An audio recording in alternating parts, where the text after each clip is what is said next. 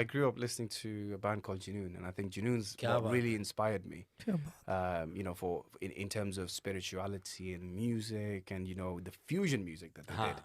I think I that think was they that was very important. revolutionized music in Pakistan. I think they did. You know, Vital Signs was also a band which was great, but I think when Junoon came into play, they focused on Sufi music. Yeah. And that really, I think, took off, you know, because they took the compositions by Nusrat Fateh Ali Khan, they took the poetry by Baba Bulleh Bulleh Shah. Shah. Bulleh Shah, Exactly, and you know, they took it on a whole new level. And every concert that they used to do in Lahore, bless my mom, she used to take me there. Mashallah, Yeah, mashallah. Qazafi Stadium ho gaya, Al Hamra ho gaya. You'll be familiar with Of these course, places. of course. तो वहाँ पे हम लोग जो है जाके सुना करते थे. And I have a vague memory of this. My mom was obviously, you know, she tells me a better account of this, that I just used to stand up and dance from first song all the way to the last song that they would do.